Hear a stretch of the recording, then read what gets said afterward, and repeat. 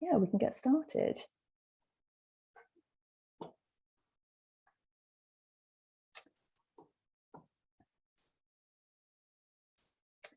So a quick bit of information about Hedgehog Street. Just, I'm sure a lot of you have been involved with the campaign, but just for those who haven't, we're a joint campaign between two British wildlife charities, the People's Trust for Endangered Species and the British Hedgehog Preservation Society. We launched back in 2011, so we had our 10th birthday last year. And the reason that the campaign was set up those years ago, it was set up in response to the quite alarming declines that had been seen in British hedgehog populations. Research at the time had also shown that fragmented habitat was affecting hedgehogs. So as we all know, hedgehogs can roam very far in a night, hopefully visiting a lot of your gardens. So they can roam for around a mile in a single night. So they need access to lots of different gardens, but things like roads, buildings, garden walls and fences, all of those things were sort of impeding that, their need to sort of travel around looking for food and shelter. So in terms of Hedgehog Street, we are working to combat this issue and improve the connectivity of our urban and suburban landscape.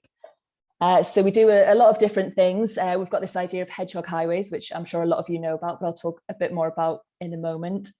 We do a lot of work with developers to try and make new build housing hedgehog friendly. We work with MPs on any legislation issues that might affect hedgehogs. We've got a course for land managers, trying to raise awareness of the ways in which parks and green spaces can be made hedgehog friendly. We run events such as this one this evening. And of course, we link in with a lot of researchers, people like Abi, trying to look into the reasons for the decline and also ways to sort of mitigate that as well. So people can sign up as hedgehog champions. So we've currently got over 117,000 hedgehog champions. So if you're not registered, please do head over to hedgehogstreet.org and just be part of this, this growing community of people that have pledged to help hedgehogs and are making these changes in their gardens that are going to, make a really big difference for hedgehogs. There's a lot of different ways to help. So we've got our sort of 10 top tips for helping hedgehogs, but I'm just going to talk through a couple of these now because they're relevant to the research that we're going to be talking about tonight. So the first one is hedgehog highways. So this links back to the idea of connectivity, connecting up the landscape. So these are small 13-centimeter square gaps in fences, and that's basically it's just a little doorway for hedgehogs. It's just to let hedgehogs in. So that's one of the key pillars of the Hedgehog Street campaign, this idea of connectivity.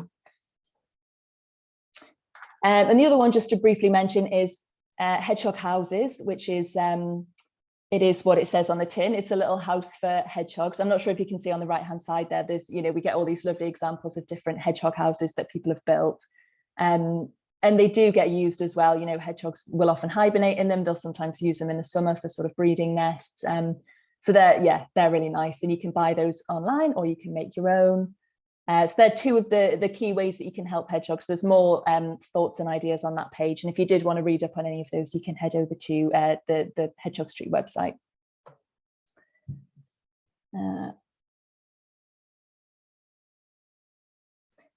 So I thought to start off with, I'd just talk through a couple of the key parts of our work from this year, just a couple of our campaigns that we've run.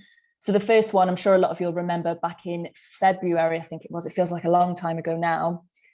We launched the State of Britain's Hedgehogs report, which is something that we produce every few years. So the last one was in 2018. And we use data from different wildlife surveys. So ones from the People's Trust for Endangered Species, as well as other organisations as well. And really just try to look at what's happening with hedgehog populations in Britain, just try to understand how they're changing, and what that means and what we can do to help. So the report this year actually found that we're increasingly seeing differences in rural versus urban areas. So in urban areas, we found that there was a picture of a stable population, which is actually starting to show signs of recovery, which was a little bit of good news. But we do just need to be really careful with that because it's not a sort of job done, hedgehogs are fine situation. It's a slight uptick, but it has to be viewed in the context of the widespread declines that had gone before. And rural populations, unfortunately, are remaining quite low. We've seen declines of between 30 and 75% across different areas of Britain since 2000. So just quite different pictures emerging in urban versus rural areas. So we sort of need to look at those separately, which is why, you know, this evening is quite sort of poignant. It's looking at, you know, one of these areas. Another thing that we've done this year was Britain's biggest hedgehog street. Hopefully everybody kind of saw a little bit of information about this. We did a press release on lots of social media this summer. So this was a nationwide competition, and we were looking for the most gardens on one street connected by hedgehog highways. So when we were thinking about this, we had all these ideas of like, how can we actually measure, you know, the biggest hedgehog street? And we talked about kind of feeding bits of string through hedgehog highways and measuring the string and all these crazy ideas, but we landed on, yeah, the most gardens on one street connected by hedgehog highways. We made resources to help people get into this. So we made posters, little invitations that you could put through neighbours' door letter boxes, encouraging people to get in touch. So we tried to make it as easy as possible to sort of speak to neighbours, get neighbours involved, and put in an entry for this competition. And our lovely intern Anina made this fantastic video. I'll play it. It's only about a minute long, so if the quality is not great, then don't worry too much. And it doesn't have any sound either. So yeah, this was a really nice compilation of hedgehog highways, and it's just nice to sort of show that these are used. You know, you put these gaps in and they do, you know, build it and they will come sort of thing. And these are all clips from Hedgehog Champions as well. So if you do have a trail camera in the garden, please do send us clips, because we love seeing these. They're fantastic.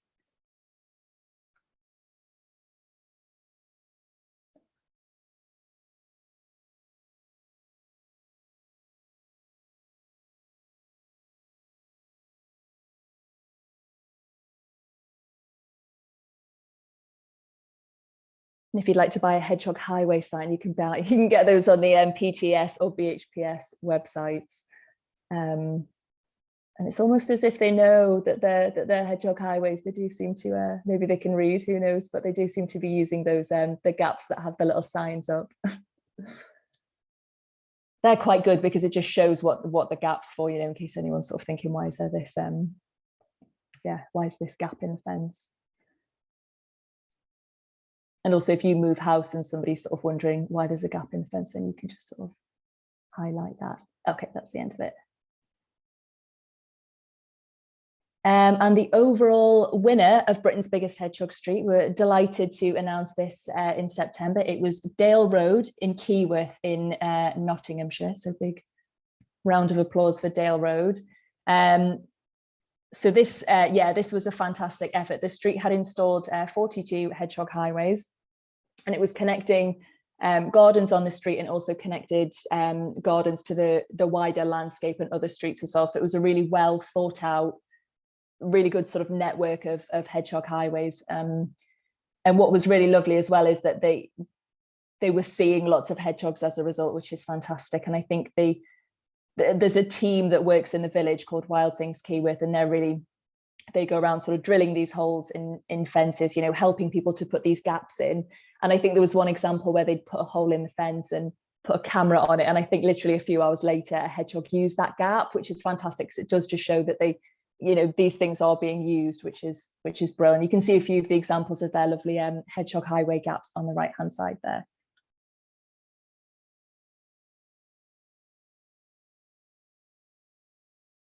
So this is a visit. I went to see the winning street and met Nick from Wild Things Keyworth and Rachel from Dale Road. This is a good point to say as well, if you are, you know, if you're thinking about setting up a local group, or if you are a local group, do certainly get in touch, because it's really good for me to just be aware of all of these local groups. You know, there's a lot of support that we can provide. We can put you in touch with other local groups and you can share ideas. So do certainly get in touch if you've set up a local group like Wild Things Keyworth.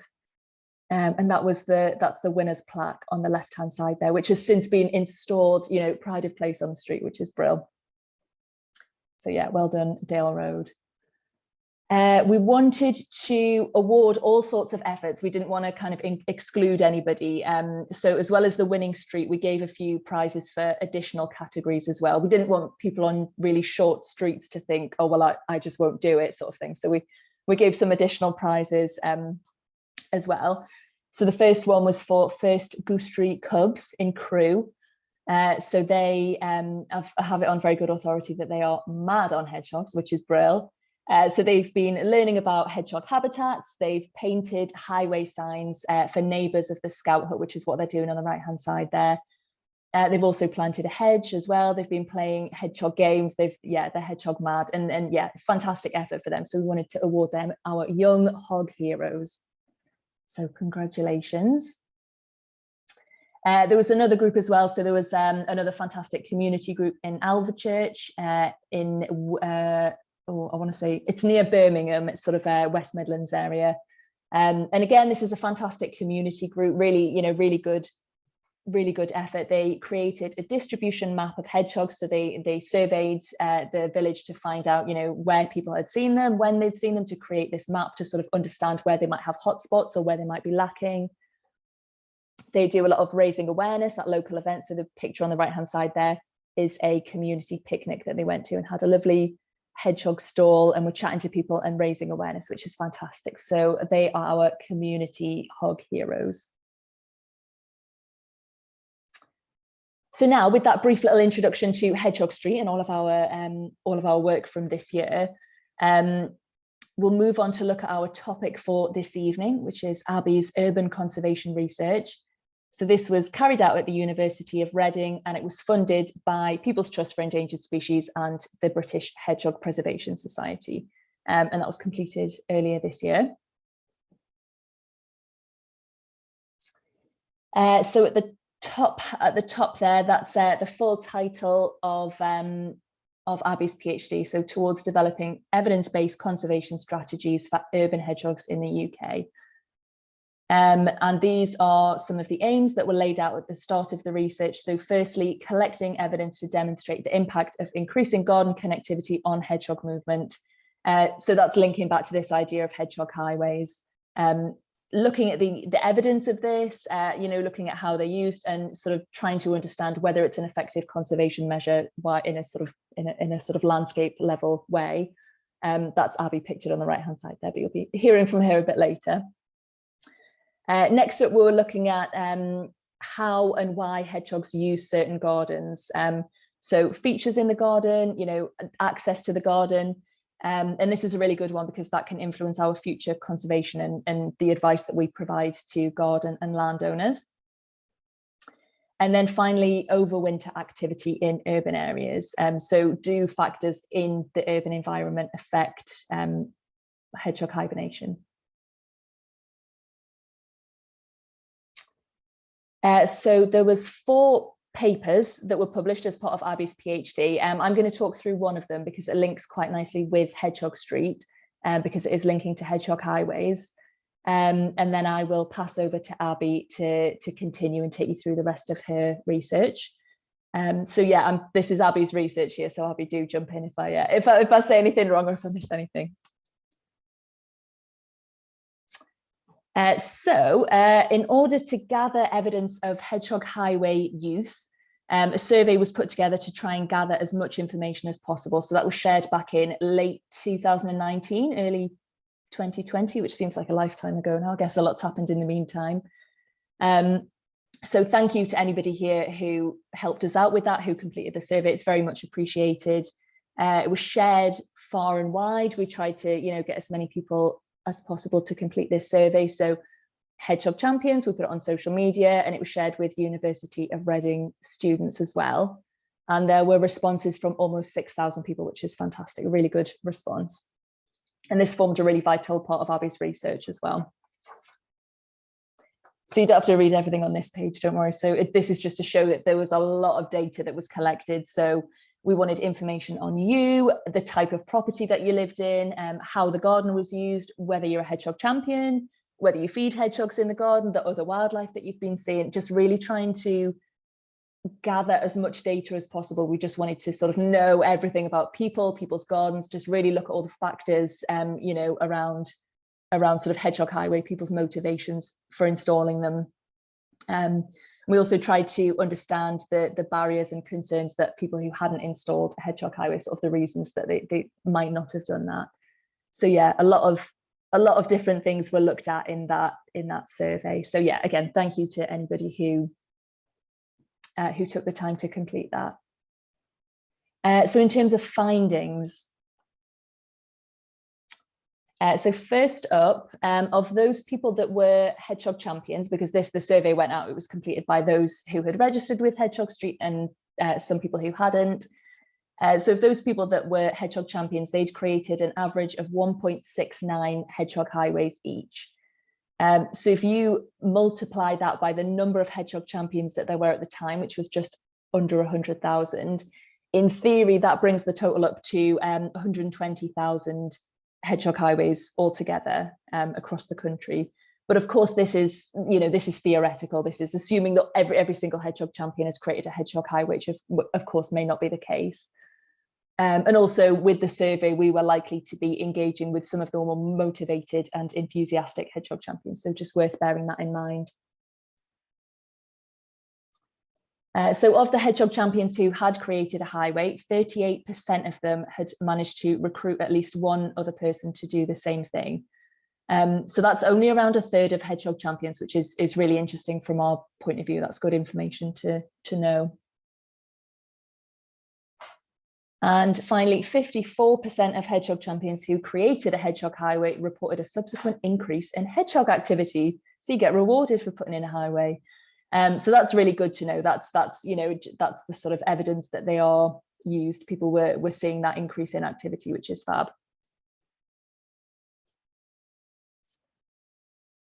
So moving on to the kind of challenges. So only around half of the Hedgehog champions who took the survey had added a Hedgehog highway to their garden.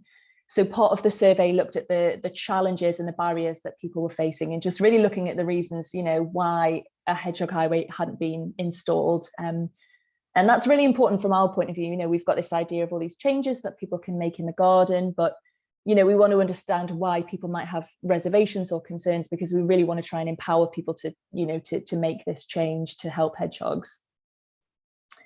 So the main reason, which is quite interesting, is that the garden was already hedgehog accessible. So that's quite reassuring. So that might be through natural gaps. You know, you can put in a hedgehog highway, but sometimes there is just a, you know, bit of a gap under the fence. I've got a cat meowing in the background, so sorry if you can sorry if you can hear that. So where did I get to there? Yeah, so quite reassuring that one of the main reason that people weren't putting in highways was because there was already that natural gap. So whether that was already, you know, a gap under a fence, it might have been that they had a hedge. You know, the ideal scenario is that if people don't have a fence or a wall at all, you know, it might be that they have a hedge, you know, which makes the garden really accessible. The next few are a bit more interesting from a conservation point of view. So neighbour related concerns are, of course, you know, completely understandable. It's this, you know, we're asking people to kind of speak to neighbours to put these gaps in the fences. Concerns around pets, you know, that of course, again, that makes sense. People might be worried about small pets getting out. Not having the tools to do it. People are worried about damaging fences. That's especially the case, you know, if people are renting their property, they might not have the permission to do that.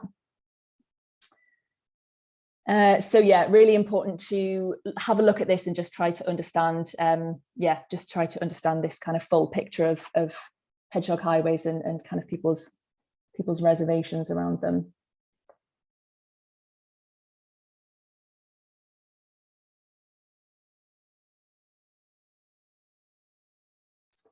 So this was quite interesting to look at as well, just some of the reasons. So people were more likely to have created a hedgehog highway for a few different reasons.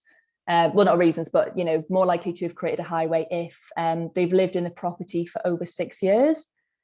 So perhaps that's because when you've been there for, you know, for that long, you feel a bit more comfortable in the property. You might be a bit more confident to make alterations to the fence. You know, you might be a bit more confident to speak to your neighbours. You might know them a little bit better. It might come up in conversation that you're going to put in a hedgehog highway. Equally, it could be because actually in the last 6 years, that sort of coincides with the time that we've been running the Hedgehog Street campaign. It might be that there's just more awareness of hedgehog highways. So that's also quite an interesting one. The next one, people were more likely to have created a highway if they had other wildlife-friendly features in the garden. So things like ponds, log piles, if they had things like that, the likelihood of them having a hedgehog highway almost doubled, which is really interesting. So this suggests that the majority of the people who took the survey are inherently quite wildlife friendly. So potentially not a random survey of the UK population, which again is just something to bear in mind. Those who were aware of Hedgehog Street, the Hedgehog Street campaign, they were more likely to have created a hedgehog highway. So that's really good. It just shows the success of the campaign, and that it's, that is kind of translating into people making these hedgehog highways. So that's a really good one. People who had seen hedgehogs in the garden were more likely to create a hedgehog highway, which is quite a funny one because that almost negates the need for a hedgehog highway. But again, it just shows the popularity of hedgehogs. As we all know, that they're such a popular, sort of beloved animal. So those who saw a hedgehog were more likely to, to kind of make those changes. And that leads on to the last one, which is those who placed importance on watching hedgehogs and other wildlife in the garden. They were more likely to have created a hedgehog highway. So what does this all mean? How are we going to take all of what Abi's found and actually apply that to our work? So the findings from this study are really, really interesting and valuable. And from a Hedgehog Street point of view, we need to look at this and use it to inform our future conservation plans. So one example of how we're doing that is we're working with one of the UK's leading fencing manufacturers, Birkdale. So they've released a hedgehog hole product that can be fitted to gravel boards. So I've got it, but I don't have it to hand to show, but we've got a picture of that on the website. So that just slots into a gravel board and it just creates this, this gap for hedgehogs. So if more of these options are commercially available, if people can go out and buy these products that are going to sort of help put that gap there, that's going to help people who don't have the tools to install a highway, people who worry that the gap might look a bit unsightly if you've sort of, if you've cut it yourself, if it's got a frame around the hole, then that's just going to make it look a little bit more purposeful. So that might, help with some of people's concerns around that. We also work with various developers. A few of them are listed there, and that's to try to ensure that rather than the onus being on the individual, on the person whose garden it is, that actually, it means that they're there as standard. People aren't having to make that effort. The gaps are just there in these new build sites, when people move in. That's the ideal situation. So this means that there's no need to install a gap yourself. There's no tools needed. You don't need to speak to neighbors. People who have neighbor related concerns, you don't need to speak to them because the gap's already there. And if anything, it forms quite a nice conversation starter. If you've just moved into a house, you can chat about your hedgehog highways and whether you've seen any hedgehogs. The challenge with all of this is potentially going to be reaching households that aren't inherently wildlife friendly and hedgehog friendly. So again, that's where the development work is really important, because if there's already a gap there, it's sort of passive conservation. They don't have to do anything. That gap's already there for hedgehogs. We also continue to do a lot of media work, so really trying to reach new audiences and highlight that helping hedgehogs doesn't have to be expensive. It doesn't have to be a lot of hard work. You don't need a huge garden or anything like that. So for things like the State of Britain's Hedgehogs report, which I mentioned earlier, for things like the Britain's Biggest Hedgehog Street competition, we do a lot of social media, and we do press releases and try and just get out and just talk to as many people as possible via this media work. So that's hopefully how we're going to recruit new hedgehog champions. And that brings me to the end, to the end of this bit. So what I'll do is stop sharing, and Abi, if you're there, if you could put your camera and mic on, and then if you could share your screen. Hello. Thanks, Grace, and thank you everyone for joining us. I'll just get my slides up. There we go. All good? Yes, yeah, all good. Great. So yeah, I'm Abby. Thank you very much, Grace, for introducing me and for covering one of my studies. As Grace has outlined, I'm going to now talk a little bit more about 3 more of the studies that formed my PhD. So before I jump straight into talking about the research, I just want to give a bit of background as to why it's so important that we do research and monitor hedgehogs in urban areas, even though they seem to be faring slightly better here compared to rural areas. So whilst we have sort of quite an abundance of information about hedgehogs in gardens, coming from social media and forums and other websites where people post their pictures and videos and things, this kind of anecdotal information doesn't answer every question we have about hedgehogs in this environment. So it's quite hard to kind of to use this data to systematically assess how hedgehogs are living here. And this is important because we have quite limited knowledge at the moment about very basic urban hedgehog ecology. So for example, we don't know if they have nest site preferences, where they're nesting. We don't know much about what they're eating in towns and cities, and if their sort of prey availability is quite different here compared to the countryside.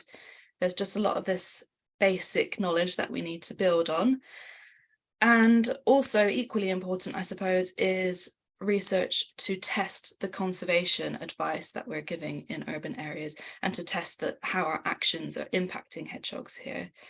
This is important as obviously it means we can validate the advice we're giving, but also shape advice that we might give in the future. So my PhD set out to start to fill some of these gaps that we have in knowledge of urban hedgehog ecology. And yeah, as Grace has mentioned, I'm going to talk about the next 3 studies that I undertook as part of my PhD. So first of all, I'm going to talk to you about a study of overwinter activity in an urban area. Then I'm going to talk about garden use by hedgehogs and then nest box use by hedgehogs. And I want to wrap it up at the end by talking a bit about what this all means and how you can help hedgehogs and how you can help hedgehog research in particular. First of all, we have the study of overwinter activity. So most of us probably know that hedgehogs are hibernators, they're winter hibernators. And in the UK, they tend to hibernate usually at some point between sort of November-ish time through till April. But the timings will differ depending on each individual and climatic conditions. And it's all probably also linked to prey availability. So hedgehogs will mostly feed on invertebrates. And of course, as we get into the colder months, the supply and abundance of their invertebrate prey is going to start to dwindle. Hedgehogs don't stay totally sort of inactive and unconscious through this whole hibernation period though. So they will wake up every so often. I think as far as we know, they tend to stay within their nests when they have these sort of periodic awakenings. And it could be anything from a few hours up until 24, 48 hours, and then they re-enter into this state of hibernation. Sometimes, however, they will leave their nests and relocate to a different nest site. So it's not unusual for hedgehogs to use more than one nest through the hibernation period. It's not unusual to see a hedgehog active during the night throughout this hibernation period. But for that reason, a lot of people, a lot of householders do decide to leave out food for hedgehogs over winter, either continuously or maybe when they see a hedgehog in their garden. And it's this notion of sort of continual feeding of hedgehogs, which essentially spurred on the study. So I wanted to see if overwinter patterns of activity of hedgehogs in gardens through the hibernation period was linked to feeding, but also other variables within the garden. So to monitor hedgehog activity, I used footprint tunnels. And footprint tunnels do pretty much as the name suggests, they record the footprints of any animals that walk through. In this case, I used strips of ink within the tunnels. The inks are just made of charcoal powder mixed with vegetable oil, so it's totally non-toxic to the animals. And there are 2 sheets of paper at either end of the tunnel. Anything that walks through will leave behind their little inky footprints. So we've got some examples here of the kind of footprints we see within these tunnels in gardens especially. So we've got amphibians, birds, rodents, and of course hedgehogs. Hedgehog footprints are quite distinctive, especially when you sort of get an eye for it after you've looked at a few footprint tunnels. They have quite a big sort of palm print that they leave behind, so they end up looking like tiny little people handprints. So they're quite sweet, and yeah, they're relatively easy to distinguish from other wildlife footprints. So I had these footprint tunnels set up in just over 60 gardens across Reading. Reading is where most of my fieldwork was carried out, mostly because Reading was where my university was based, but Reading's also quite a good example of a typical highly urbanized area.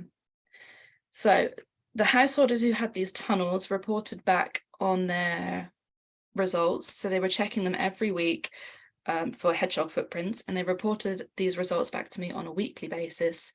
That then builds up a data set of sort of weekly activity within gardens throughout this hibernation period.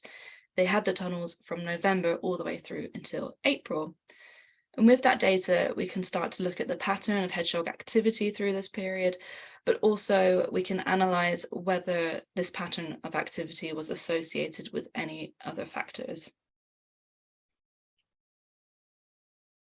So this graph shows the proportion of gardens that were used for each week of the survey, so from November through until April.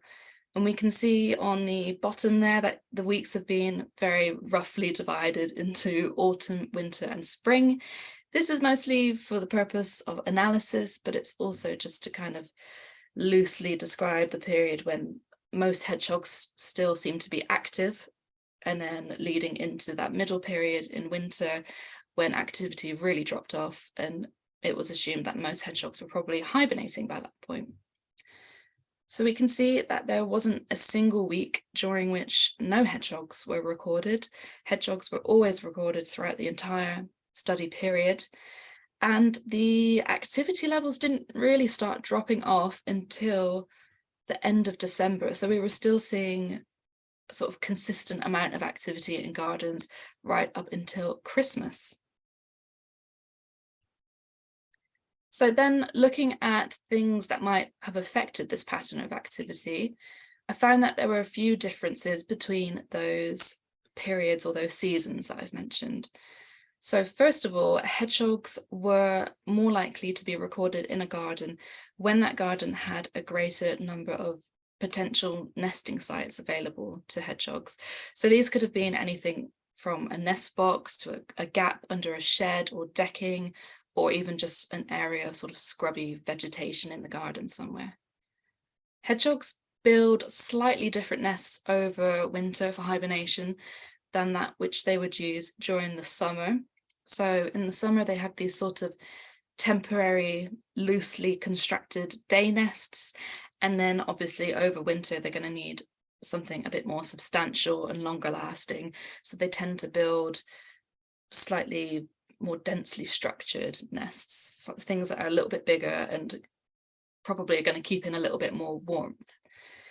So it's important to them around autumn time in this pre-hibernation period that they can access different nesting sites and, you know, enough nesting material to build appropriate hibernation nests.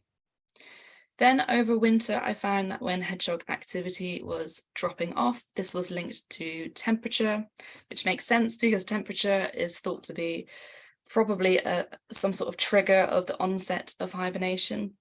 And in spring, I found that activity was picking up again when the length of day increased. So when the number of sunshine hours increased. Again, this could be some sort of environmental trigger of emerging from hibernation. In all of these periods, though, throughout the entire study, supplementary feeding was indeed the most significant and most sort of strongly influencing variable on hedgehog presence in gardens. And this was particularly true for gardens where hedgehogs were fed frequently, so every night to a few nights a week. And hedgehogs were less likely to be recorded, when people fed them less or when they were never fed in those gardens. So my immediate thoughts around this are that that's great. We're probably supplying food to lots of vulnerable individuals who may not have sufficient fat reserves to successfully get through the hibernation period. And this is particularly important given that, of course, we're seeing lots of autumn juveniles in recent years as the months get colder as well. On the other hand, we have to think about this from a different angle. So could this sort of consistent source of food be, in a way, tricking hedgehogs into thinking, that their food availability is not going to drop off as it would naturally if they were just relying on their invertebrate prey and other natural food sources? And if it is interfering with hibernation patterns, what are the implications of this? So could hedgehogs be remaining active and awake further into the winter than they would usually? Or could they be being attracted to reliable and predictable feeding sites, maybe when they're having these sort of periodic arousals from hibernation?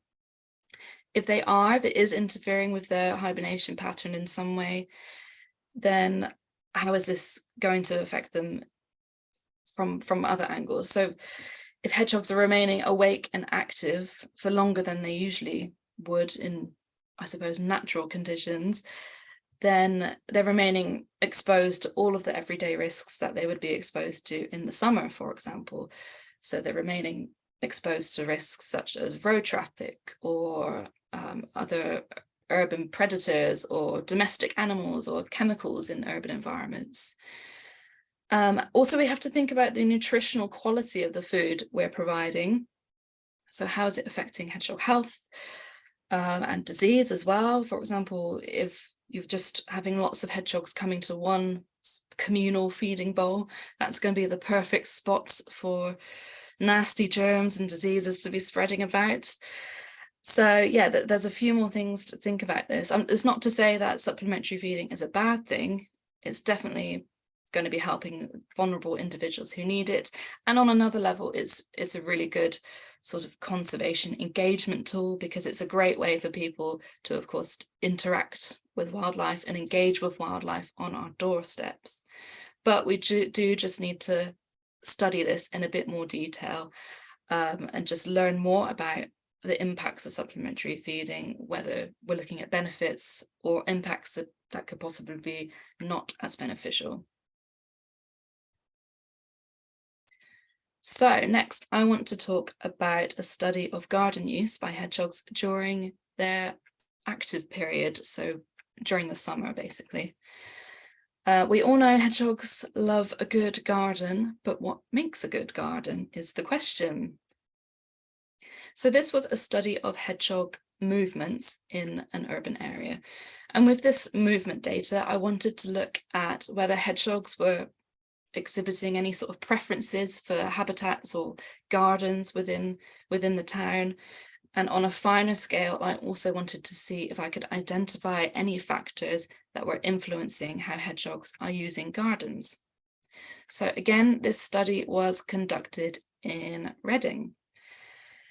And yeah, as I mentioned earlier, Reading is just a really good example of quite a highly urbanized area. We've got lots of different housing types, detached, semi-detached, terraced, blocks of flats in this particular site as well. And they tend to be interspersed with lots of little bits of green space. So there's recreation grounds, parks, little greens in front of houses and things. So it's just a good area to be surveying hedgehogs. The housing density here as well is probably sort of moderate to high density, lots of modern-ish areas, not really any new build areas, but lots of developments built sort of post 1980s. So it's just a good representation of high density urban habitat. So to monitor hedgehogs in this area, I used GPS tags.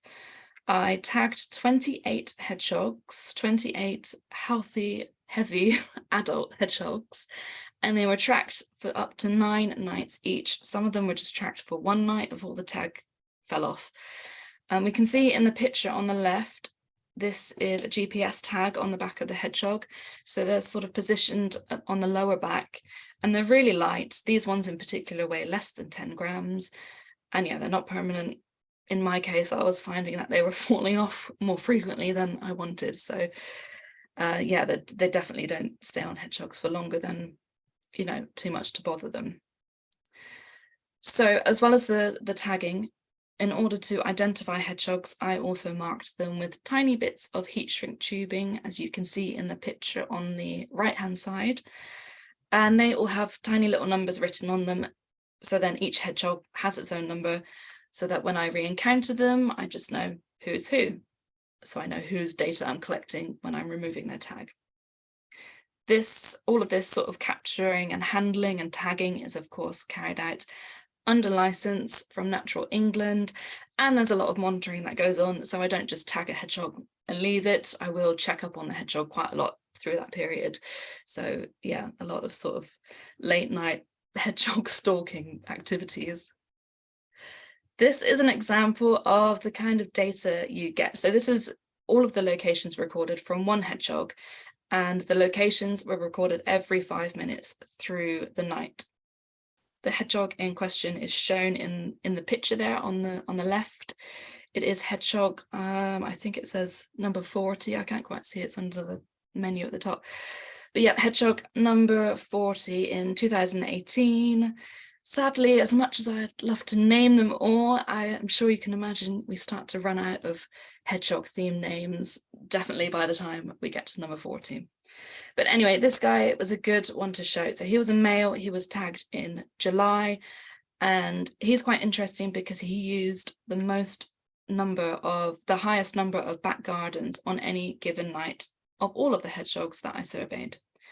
So he was tracked for 6 nights, and on his final night of tracking, he used 27 back gardens, and that excludes the number of front gardens he's using as well. So when you add that on, that's well over 30 gardens in a night. He was using the most space out of any of the hedgehogs I surveyed, so he's a little bit unusual in that sense. And the shaded area on the map there just shows the minimum area he would have ranged on that final night. And I think we roughly worked out it's about 17 football pitches. So yeah, it is quite a substantial area that he covered. Generally, males were using more space than females, which is no surprise. That sort of matches up with existing data that we have on hedgehog movement behaviours. So males were using on average 9 back gardens per night, whereas females were using 7. And there was a little bit of a difference in the front gardens. So females tended to use slightly more front gardens on average than the males did. The number of back gardens used per night, as mentioned, ranged all the way up to 27. But on a couple of nights, I had 2 hedgehogs who used no gardens at all. On both of those occasions, though, they were just foraging, or they were found foraging in a line of hedgings or directly adjacent to a garden and a block of houses. So it wasn't totally bizarre behaviour. Then with these location points of all of the hedgehogs, we can look at the habitats that they're using and that they're found in, and compare that to the habitats that are available within the study site and the habitats that are available within each hedgehog's range. From that kind of analysis, you can sort of pull apart possible preferences or avoidances of all of the habitats there. So I find that males and females were both preferring to use gardens over any other habitats within the area, and all of the habitats possible were mapped. So this includes woodland, grassland, scrubby areas, hedgerows, and also hard standing and roads. But out of all of this, hedgehogs were consistently more likely to be using gardens. And there was a subtle difference again between males and females. So males tended to prefer the back gardens of detached houses, whereas females showed a slight preference for the front gardens of detached houses. But in any case, garden habitat, whether it was front or back garden, no matter what houses it was associated with, it was always top ranking over all of the other habitats available within that urban site. So we can then look at how hedgehogs are using gardens and how this is influenced by external factors. So to do this, I took the time or sort of the proportion of the night that a hedgehog was spending in an individual garden, and I assessed that against lots of different variables. So I looked at things to do with the garden, things to do with the hedgehog itself, things related to other wildlife that might be using that garden, and also environmental conditions and features of the wider landscape. So first of all, looking at factors that had a negative association with time hedgehogs were spending in gardens. These 4 came up as quite important. So we've got access for hedgehogs between front and back gardens. So with this, hedgehogs were likely to spend less time in gardens when they could access the front garden from the back. This doesn't mean at all that the sort of connectivity between front and back gardens is a bad thing. It might just indicate that there's some level of preference for moving into front gardens, or maybe those gardens in question were entrance or exit points to a block of connected back gardens. There also could be maybe individual factors that are coming into play here. So as I've just mentioned in the other slides, females did seem to show a slight preference for using that front garden habitat. So maybe in this case, it's the females that are skewing this result. And then we've got fox sightings. So hedgehogs spent less time in gardens where foxes were frequently sighted by the householder.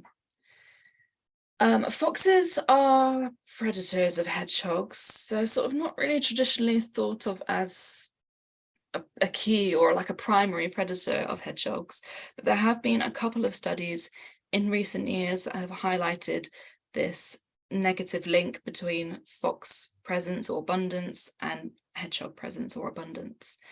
So it would be definitely interesting to look into this in finer detail, maybe spur on another research project, especially in urban areas where both species are occurring in quite high densities. It'd be good to sort of assess how these species are interacting.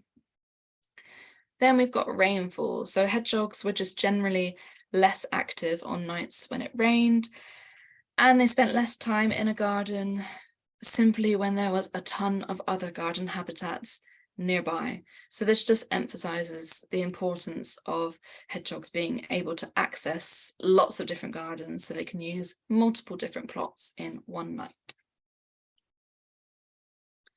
Then looking at factors that had a positive effect, hedgehogs were likely to spend more time in a garden on shorter nights. So that to me just represents the peak of summer when nights are shortest. I think it's sort of late June, start of July time.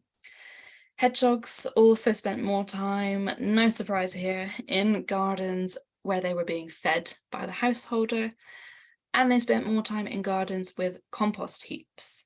So compost heaps presumably promote invertebrate prey abundance or diversity, which would be great for hedgehogs. So there's actually very few studies that kind of back up this idea of compost heaps promoting invertebrate abundance. So there's another student project for anyone if they need one. But compost heaps are also used as nesting sites for hedgehogs. So we've had lots of sort of anecdotal reports and surveys and things about hedgehogs nesting underneath compost heaps. They might also take material from the compost heap to build a nest elsewhere. So the take-home message here from this study is that yes, there are some things that we do and can do in our gardens that are influencing hedgehogs there. Obviously, things like feeding or providing compost heaps or ensuring our gardens are connected for hedgehogs. But there are also some things that are just beyond our control, such as the environmental conditions and presence of foxes. I imagine it's quite hard to control foxes in your garden. But there were also some variables that weren't important at all. So, for example, artificial lighting didn't matter. It didn't seem to affect the length of time a hedgehog was spending in a garden. Whether or not that's a good thing, I'm not really sure. But also the size of the garden was not important. So it didn't matter if the garden was really, really big or really, really small. Hedgehogs spent any amount of time they wanted there. It didn't affect how they were using that garden and how long they were spending there. So don't be put off if you have a smaller sized garden. The more important thing, it seems to be what we can offer for hedgehogs in those spaces. So one of the things we can offer hedgehogs is, of course, a nest box or a hedgehog house.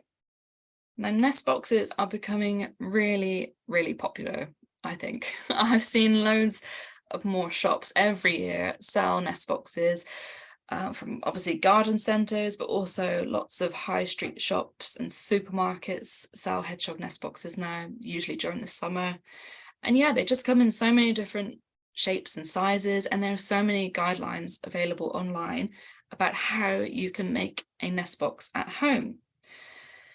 However, we know next to nothing about nest boxes and hedgehogs. We don't really know anything about to what extent they're used by hedgehogs, whether hedgehogs have any particular preferences for design or placement of the nest box, and how these nest boxes are acting as conservation tools. We don't know if they're impacting hedgehogs in terms of maybe their breeding success or hibernation nesting. We don't really know anything at all about them. So I set up a study with Hedgehog Street to start looking into this. We launched the hedgehog housing census. It would have been a few years ago now. I think it was the end of 2017. And it was an online questionnaire survey open to anybody who had a nest box in their garden.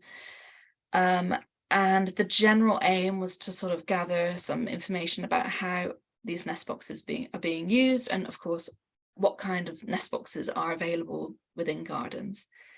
So it was a really extensive questionnaire survey. There were loads of quite complex questions in there. So we were really, really pleased to have just over 5,000 complete responses altogether, which is great. Of those, however, a lot of people didn't monitor whether their nest box had been used by hedgehogs, which is totally fine. We wouldn't want to go encouraging people to go and, lift their nest box up and look inside. But we still had thousands of responses from people who had monitored whether their box had been used with, for example, a camera trap, or some people who had just directly observed a hedgehog entering or exiting the nest box. I don't know how, maybe people were having sort of late night stakeouts watching nest boxes. I would if I had one. It sounds like quite fun. So as I said, the general aim of this was to kind of understand a bit more about the nest boxes that are being provided, but also look at whether there were any factors that were affecting how these nest boxes are being used. I also wanted to see whether this was different between different types of nesting. So I've spoken a bit about it earlier in the talk, but hedgehogs build slightly different nests for their sort of temporary day nesting, and then they have these more substantial hibernaculum, and then they'll build also slightly different nests for breeding as well. I would imagine that the breeding nests are quite similar to the hibernation nests in the sense that they're probably a bit bigger, a bit more densely structured.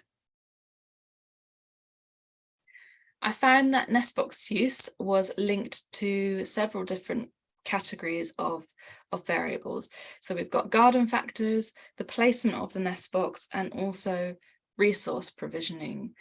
no guess there as to what the resource in question is.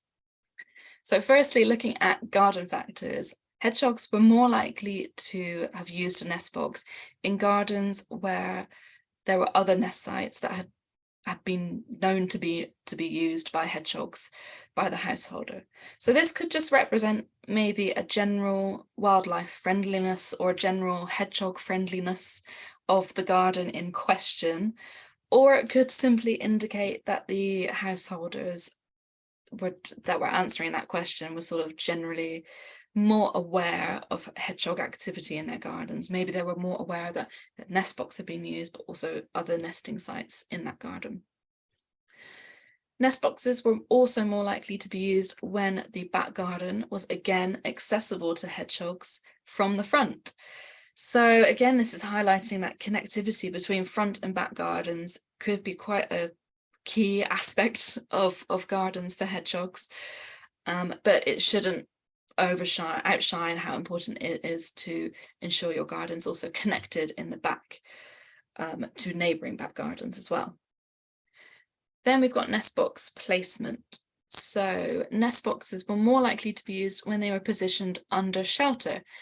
This could just be under a bush, under a hedgerow, anything that was sort of protecting the nest box a bit from the elements. And then particularly over winter, nest boxes were more likely to be used when they were placed on a hard surface, so patio, paving or decking.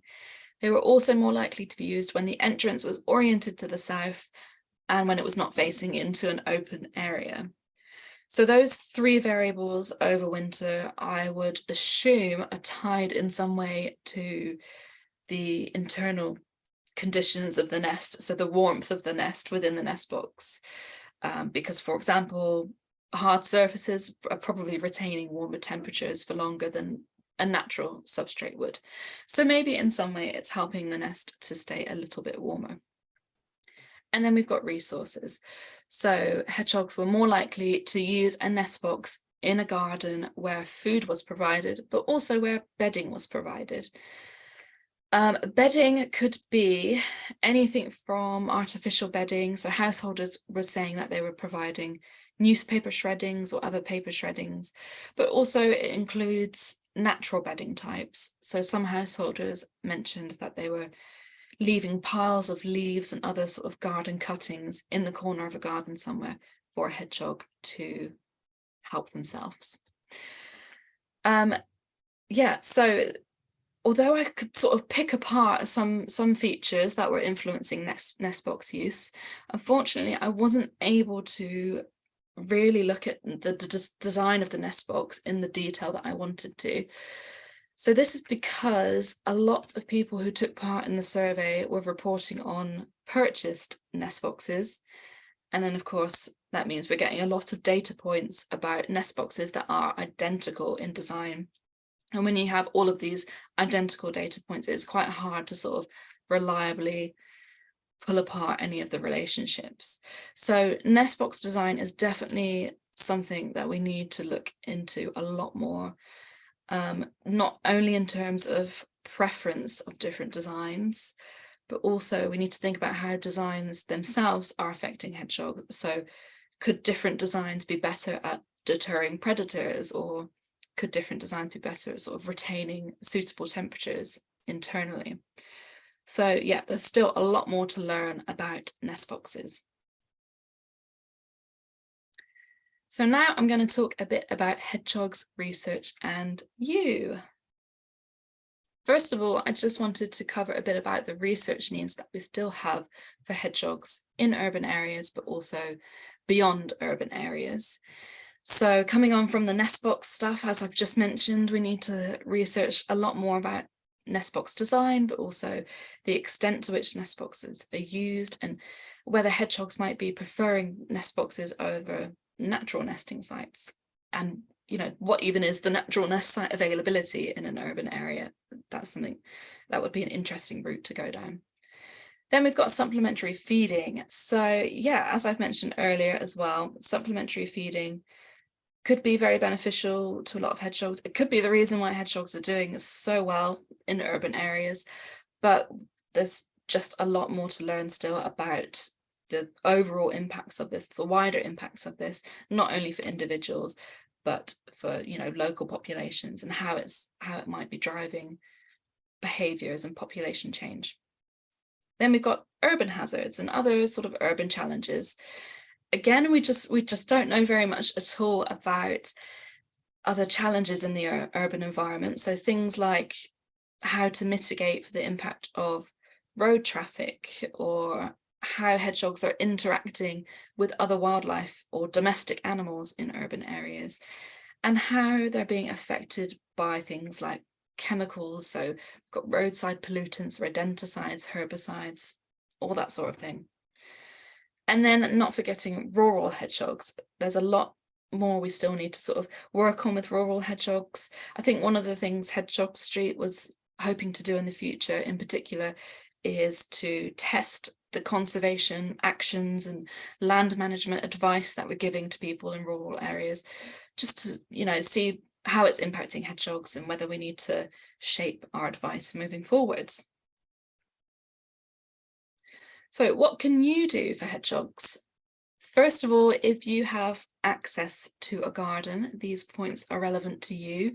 I don't want to repeat too much of what Grace has said, because I know she's mentioned a few actions you can take as well. But the main things for me, I think, would be hazards in your garden. So obviously think about the main things, like if you have a pond, how can you make that safe for hedgehogs and other wildlife? Can you add a ramp in it to ensure hedgehogs can exit the pond if they accidentally get stuck? But also think about your general gardening maintenance. So when you're mowing and strimming, just check any area that is vaguely overgrown for any hedgehog or other animal as well. And then obviously we've got compost heaps. So compost heaps came up earlier in the study as being quite a variable for hedgehogs, or quite a key feature for hedgehogs in gardens. If you have these sorts of open air compost heaps and you need to turn them, then please don't just go shoving a big pitchfork into there. Try to check first whether hedgehogs are nesting underneath, ideally by hand. And then, yeah, so after that, we've got connectivity. Connectivity, I think, is probably the best thing you can do for hedgehogs in your garden, is to improve access and connectivity to other spaces. So in the research, again, it was coming up as quite important to have this level of connectivity between your front garden and your back garden, but also don't forget about linking up to other spaces, as Grace has spoken about as well. And then we've got food and shelter. So if you want to feed hedgehogs in your garden, the general advice is to go for quite a meaty product, something that's high in protein. If you can think about where you're placing it, that would be really great. So I think in an ideal world, I would suggest that you feed hedgehogs by scattering the food across your garden, or, you know, at least having different, multiple different feeding locations, rather than just one communal food bowl. And this is to ideally reduce the risk of disease transmission between hedgehogs, but also might work in a way to reduce competition between hedgehogs and aggressive behaviours between hedgehogs. But I know that that's not the most attractive or appealing notion to a lot of gardeners, but just something to be mindful of if you can. And then we've got shelter. So with the nest boxes, it does seem that we can affect how they're being used by hedgehogs if we think about where we're positioning them. So obviously try to position it under shelter, maybe over winter. If you've got a second nest box you can invest in, try to think about putting that in a warmer spot, perhaps closer to a building or on hard standing. In terms of nest box design, even though we didn't find any significant results there, I would definitely recommend going for a nest box that has either some sort of external tunnel or an internal partition, just to keep other larger animals out from, you know, being able to swipe a paw into the nesting chamber. If you don't have a garden, or if you do have a garden, this applies to everybody, there are still lots of things you can do for hedgehogs. So first of all, you can log your sightings on the big hedgehog map.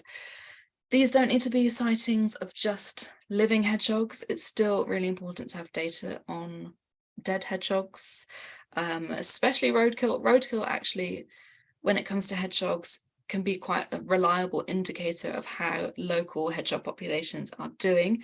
So it's definitely very useful information to supply us with. And then we've got looking out for sick or injured hedgehogs. So just look out for hedgehogs if you see them, definitely in the daytime. If they are walking somewhere with a purpose in the daytime and it's the summer, I'd probably be a little less concerned. But if you're seeing them in the daytime in winter, that's probably cause for concern. So just know who your local wildlife rescue is in case of emergency, in case you need to contact them.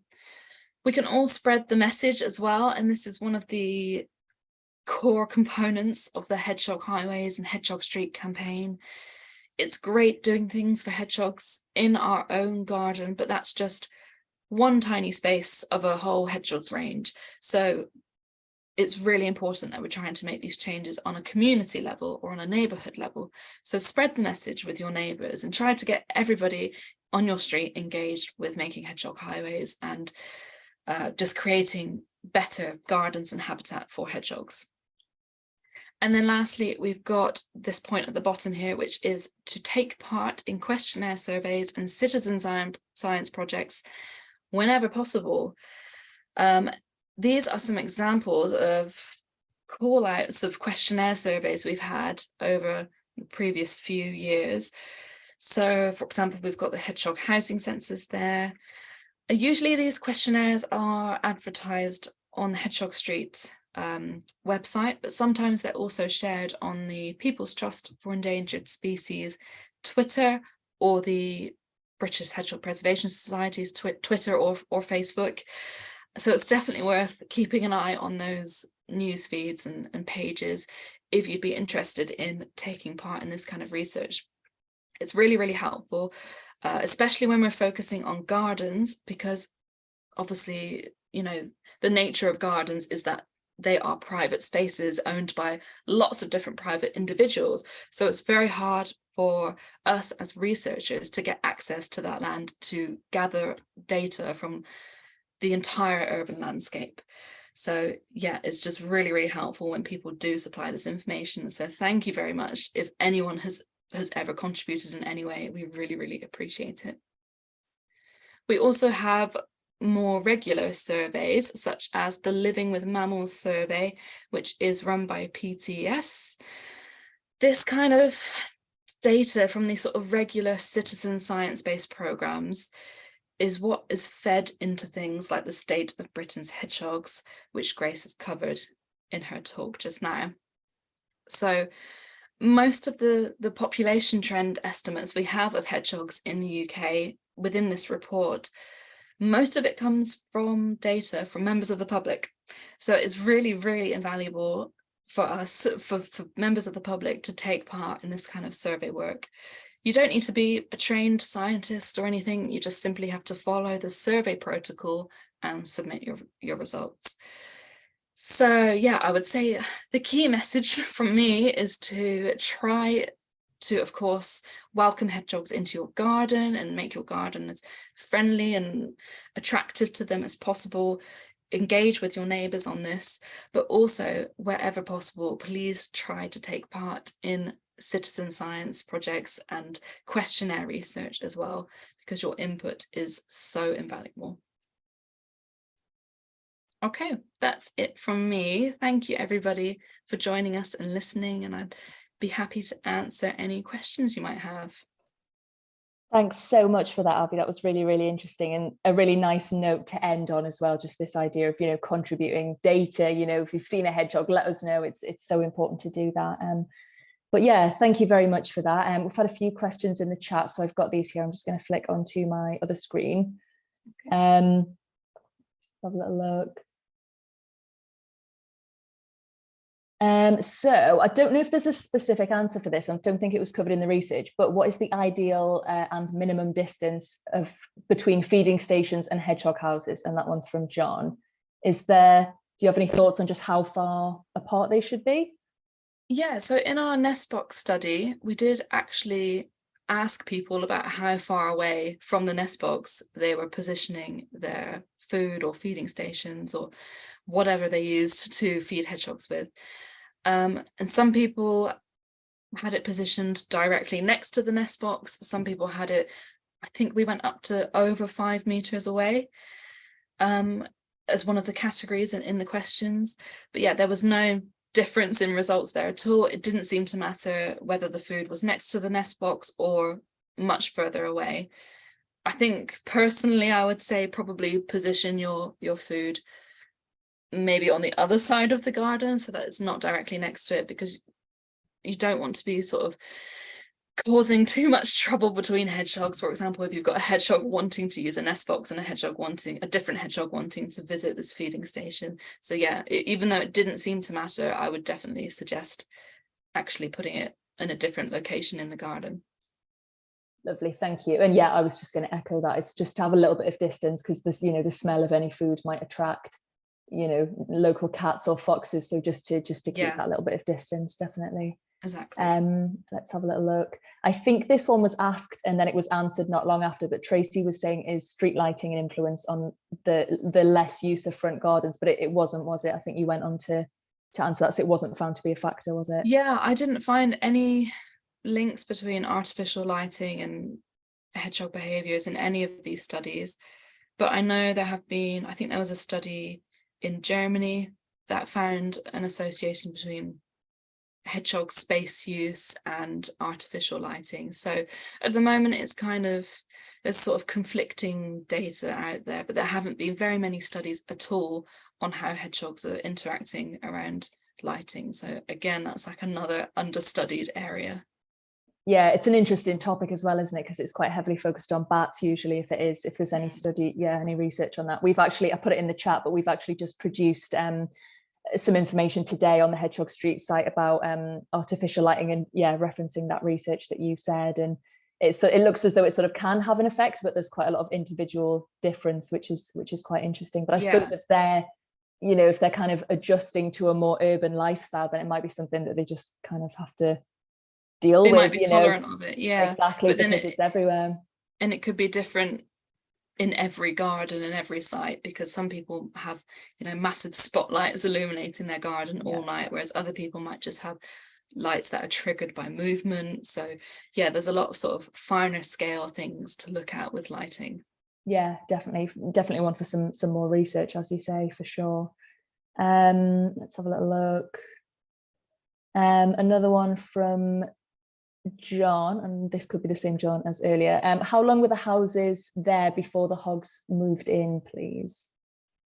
Oh yeah, so that's a good point actually, because for all types of nesting, so for breeding nests, hibernation nests, temporary day nests, we found that hedgehogs were more likely to be used the longer the nest box had been positioned. We weren't really able to look too much into differences in when the nest box was, when it was started to be used by hedgehogs. I don't think we actually asked when the use started, but we did ask for like the duration of use. So I don't know the answer to that question. But yeah, the longer you have it, the more likely they were to use it. So definitely don't be discouraged if you've got a new nest box and it's not occupied yet. Just give it a bit more time. And if hedgehogs are getting into your garden, I would assume at some point they're going to explore your nest box. Brill, thank you. And also just in terms of just the emails that we get through Hedgehog Street, we get messages. It doesn't happen, it's not sort of every day, but people do sometimes put out a hedgehog house and they will be used that evening. I don't know if you just get some braver hedgehogs who will just say, actually, I'm going to move in. So yeah, but that's really good. Thank you. Let's have a little look. Jane's asking about relationships between foxes and young hedgehogs. Do foxes sort of predate young hedgehogs? Again, we just don't know much about foxes and hedgehogs and how they're interacting. I imagine younger hedgehogs are definitely going to be more susceptible to predation. They're probably an easier catch, so to speak, but predation might not be the major issue here for hedgehogs. It could just be that hedgehogs are avoiding using spaces that foxes are visiting, or maybe foxes are out competing hedgehogs in terms of supplemental food sources and anthropogenic food sources. So yeah, again, that's definitely worth exploring in a lot more detail. Yeah, I completely agree with that. And I think because there's more, this sort of both species are now starting to live more and thrive more in urban areas. So they're definitely sort of coming into contact a lot. So I agree, that would be great for some more research, for sure. On that same subject, domestic cats, are we worried about them? No, I don't think so. I included cats and dogs as well in all of my studies. Dogs generally, I don't think they're a problem because they're very rarely out in your garden when a hedgehog will be. If you do let your dogs out at night in your garden, obviously just be aware of what they're doing, if they've found any hedgehogs or whatever. But as for cats, I didn't find any links with cats and hedgehogs either. Obviously it's a little bit more difficult to sort of assess cat presence against hedgehog presence because cats will roam wherever they want to roam. But I didn't find any links, and I've never seen any other research that's found any sort of negative association between cats and hedgehogs. Yeah, we've got a couple of people in the chat as well just saying that they don't seem to to bother each other. I don't know if the cat maybe starts bothering them but then realizes how sharp they are and they just sort of leave them well alone. But anecdotally, that certainly seems to be the case, that it's not sort of a big issue. We had a question about do we have an idea of how many hedgehogs there are in Reading? And Abby, we want a specific number. We want you to put a number on how many hedgehogs are there in Reading. Oh, no, I can't do that. That's too specific. But there is a study that estimates population density in the south of Reading. And I think it was up to 30 hedgehogs per, I want to say, hectare. Okay. I definitely need to check that. But Reading, compared to other urban sites, has come up before as quite a densely occupied area. So it's definitely a very good area in which to study hedgehogs. And they do seem to be doing quite well across Reading. But if you're from the north of Reading, I think there are badger sets in the northern part of the town. So I would assume they're a little bit less abundant in that area. Nice, that was a good answer. I put you on the spot a bit there. Testing your Reading knowledge. I'm just having a little look at the questions, and people are quite interested in hedgehog boxes because I think a lot of people have them, which is great. Should hedgehog boxes, this is from Joanne, should hedgehog boxes be built with untreated wood, and how important is it to maintain houses against leaks and drafts? So on that note, I did find that, I should have mentioned this in the talk actually, but I did find that homemade houses were more likely to be used by hedgehogs than purchased houses. And I thought maybe one of the reasons for that could be that with homemade houses, we might be tending to use untreated products and things that haven't been sprayed with, preservative things or whatever. So I don't know about that, but that's quite an interesting thought. And also, what was the second part about? Was it about waterproofing the house? Leaks and drafts. How important is it to sort of maintain them? I would suggest you could sort of put a plastic lining on the roof of the hedgehog house maybe, but the easiest thing to do is to try and make the roof slanted in some way. So you could have a pitched roof, or just a diagonal angular roof to help the rainwater not pool on top of it. A bit like our own houses. Yes, like human houses. Yeah, exactly. Oh, lovely. Thank you very much for that. Let's have see if we've got time for a couple more maybe.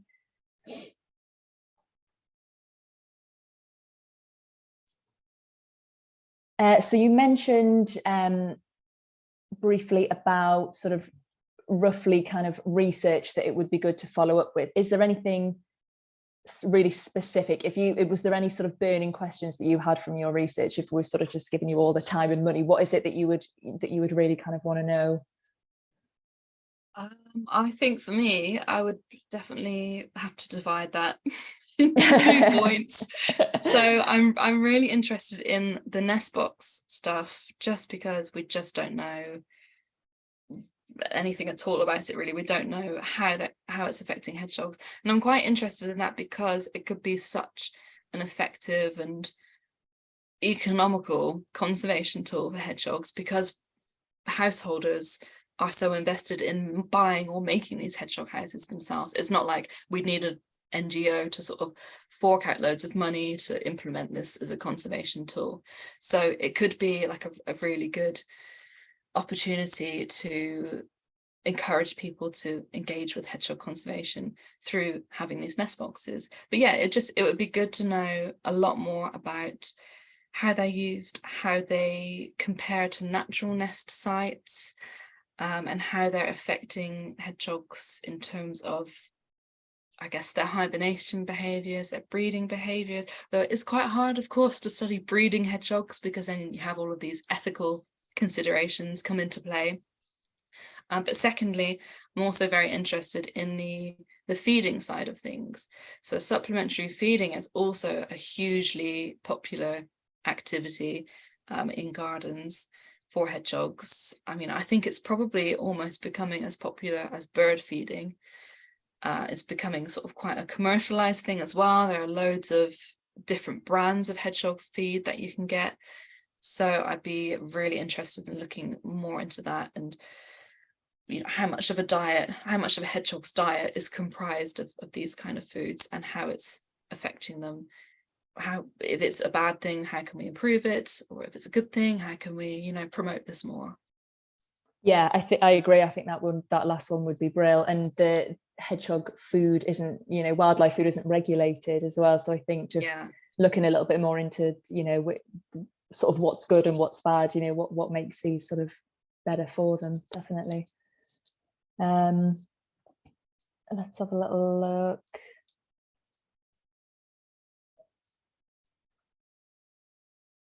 So a couple of people sort of asking about any follow-on research, are you still studying at Reading? And this was one of my questions that I thought it would be nice for people to sort of know, like, what have you done since, you finished earlier this year? What have you been doing? Obviously, I know, we've chatted a lot, but just, if you could explain just what you've been doing since then, because it's really cool. Yeah, okay. So since I left Reading, I finished my PhD in April, and I started a job in May working with the IUCN Small Mammal Specialist Group, and that's based with Durrell Conservation Wildlife Trust.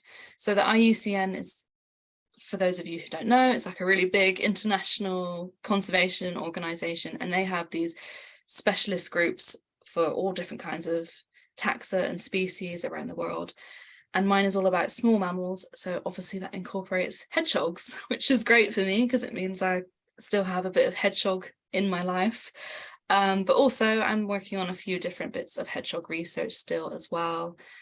So I'm not quite ready to say bye to hedgehogs yet. I don't know that you ever can say bye to hedgehogs. You'd always be sort of doing something, volunteering or something like that. That's probably quite a good place to leave it, because we sort of need to wrap up for about past. But if anybody's question hasn't been answered, or if they had a more specific question, do certainly drop us an email. It's just hedgehog@ptes.org. And we'd be very happy to answer or ask Abi, and sort of pass along any answers. And we'll put together the recording and we'll send that round so everyone can catch up as well. But just a really big thank you, Abi, for coming along, for giving up your time. It's been really interesting, and we're getting really nice comments in the chat as well. I think people, it's urban research, it's looking at our garden, so it's been a really, really interesting one for people. So thank you very much. Brilliant. Thank you for having me. I hope everybody enjoyed it, and thanks everyone for joining us as well. Yes, thank you very much for joining us. We're getting lots of nice everyone saying thank you in the chat. Thanks so much. Thank you very much for coming, everybody, and enjoy the rest of your evening.